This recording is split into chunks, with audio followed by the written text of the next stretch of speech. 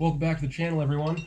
Where I have no clue what I'm doing, but I'm trying really hard. If this is your first time watching the channel and you have no idea what's been going on, well, I'd highly recommend you watch last week's video up in the top right corner. But basically, I was touching up the paint here, and in order to get rid of some of the rust above the fender, I ended up finding a huge gaping hole of rust that's been eaten away for probably 10 years, who knows, and now I got to deal with it. So I thought it'd be a good idea to take the wheel off, and in doing so, sheared one of the wheel studs right in half. So then I had to replace that.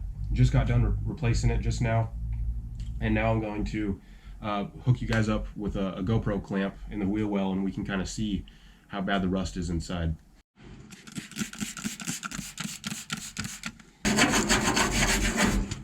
Alright, you guys, so here's what I'm thinking. I'm going to cut this side away first. I have no idea how far. I guess I'll just take it little chunks at a time. But from what I'm feeling and hearing, I think the rust only goes up to about here, which is good.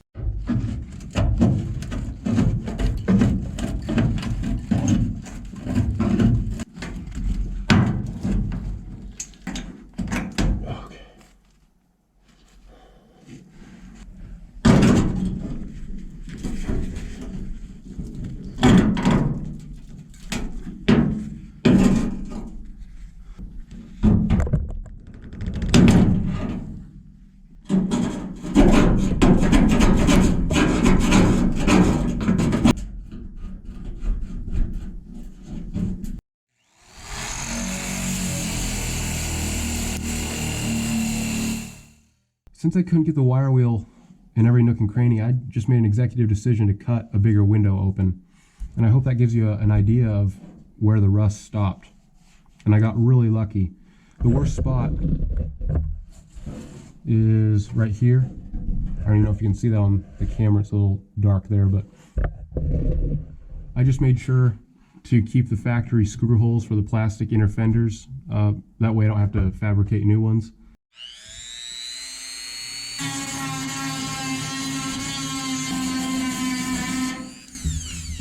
Oh, gonna need my mask for that one. There's probably 100 different tools that would have been better for this job, but I was having trouble getting a grinder in here because of this lip, and this top edge was not helping me any. So this abrasive wheel on the rotary tool did just fine.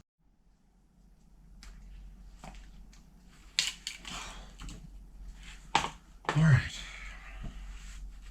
So now that I have a better feel of what I'm dealing with here, I just wanted to kind of go over with you what I'm thinking in my mind as a game plan of how to tackle this. So again, the bottom edge is somewhat structural. I don't see as much like brown, ugly rust like I do in the center section here. So this is good.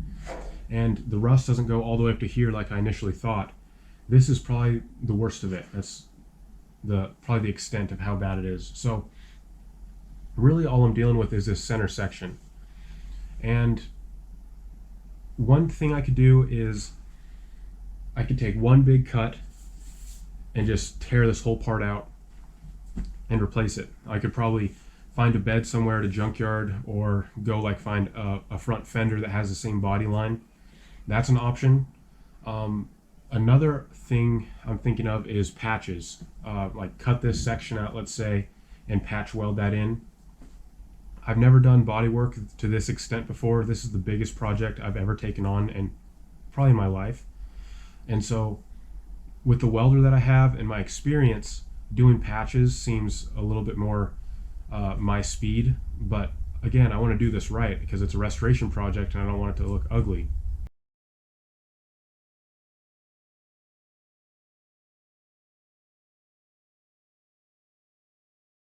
All right. I'm going to start cutting right above this line and try and get most of this rot as much as I can. So I just got a Dremel with a cutoff wheel.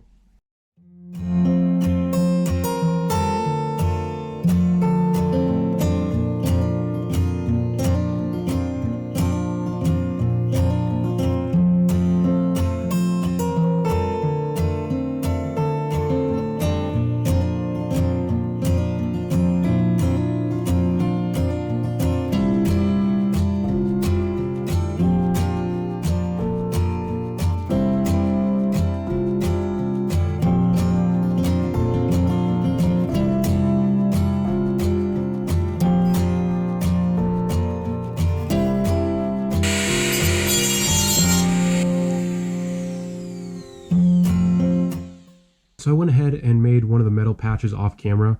I had to sit and think about how I was going to go about it. What I did was I got a cardboard cutout to make a rough template of how to cut the sheet metal. But the biggest problem I've had is how do I recreate this factory body line?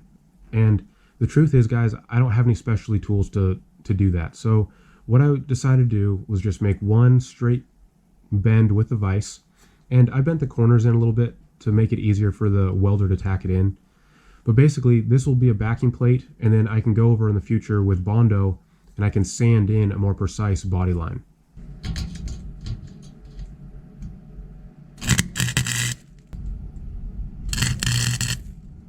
Oh, ouch.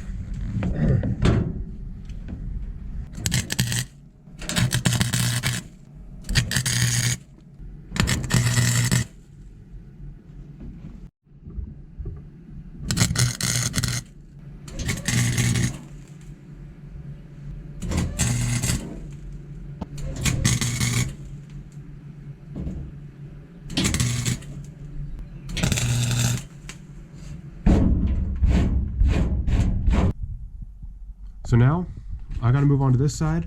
I already made myself a cardboard cutout to the rough shape. I need to maybe make the sheet metal a little bit bigger in some areas, but it'll get me in the ballpark. And then the hardest part I have is how do I recreate this body line, right? Now that's a bigger chunk of metal missing, it's going to be a wider curve. So maybe if I do the curve in sections, I don't know, I'll have to get creative with it.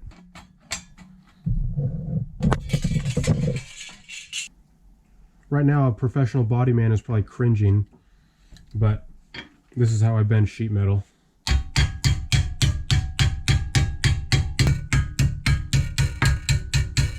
And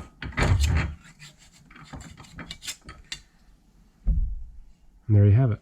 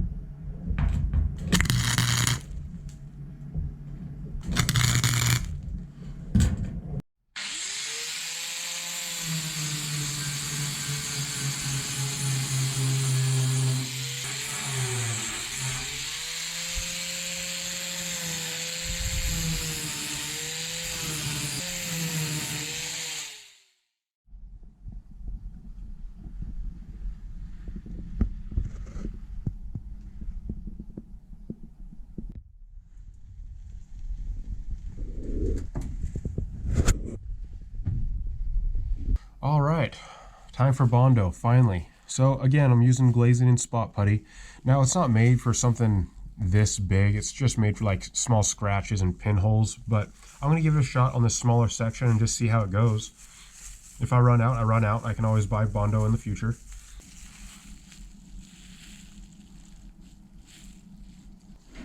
Again, scrape off the bottom here. There we go.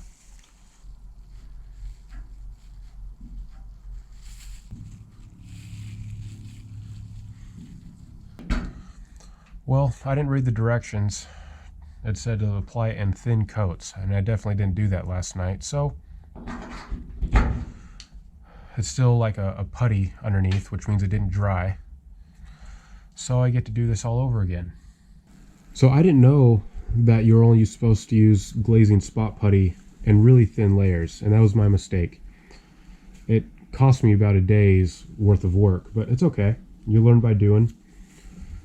I'd never even read the instructions on how to use it. I just did it in one big glob, as you saw, and went to town using the whole tube, and it really didn't dry, and so I could easily scrape it off with a screwdriver, and so it's how you see it right now. So it's okay. Lesson learned.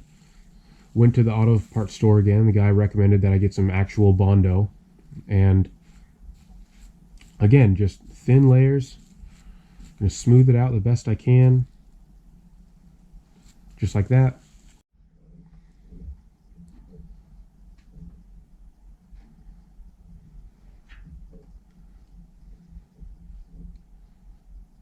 So I'm pretty close to having this body line turn out perfect. The Bondo wasn't applied evenly, had a couple divots in it, so I had to reapply a little high spot here, and then I'm going to sand that body line in just like I did over here. The same deal on this side. There's just a tiny little spot where the body line wasn't as distinct or a sharp line.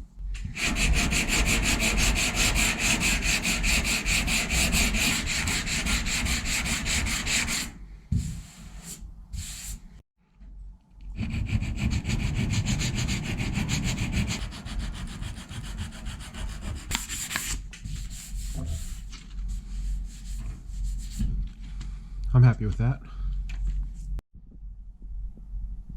Now that I've matched the body lines, it's time to clean up the garage. All right, time for paint.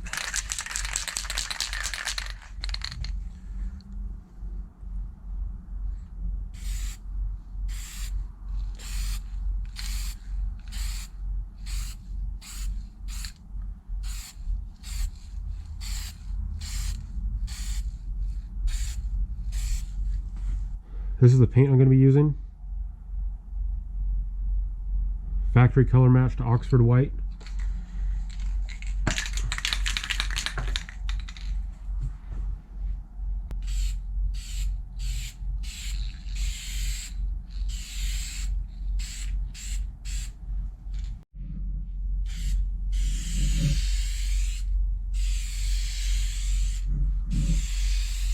Everything's done except a couple coats of clear coat. So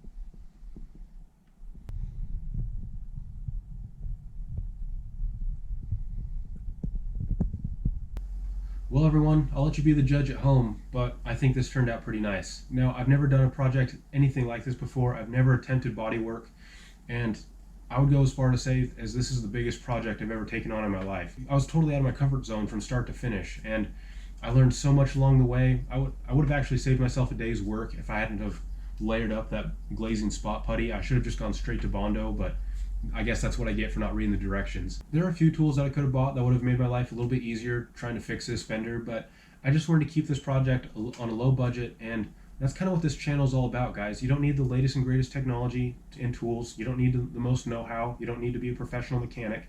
Just go out there, learn something along the way, and do the best you can. And, you know, it works out sometimes. Thanks so much for taking the time out of your day to spend it with mine, guys. It means so much that you guys like watching these types of videos, and the comments down below have been phenomenal. So thank you to each and every one of you guys. If you love what I do on the channel and the fixes that I do, I know you guys are going to like the channels down below in the description. James at Third Coast OBS, Jason at Sparks Fire and Baling Wire, Zane at Hodgepodge Dodge Garage, Wesley Johnson's channel, and James and Kyle at Central Oregon Shenanigans. Those guys all do fantastic work. They all work on like tractors, big rigs, OBS Fords, and go check them out. You guys won't be disappointed. But guys, I gotta run. I gotta take this truck out, and I gotta dust the entire garage. So I'll see you in the next one. Take care. Oh, and enjoy the new outro.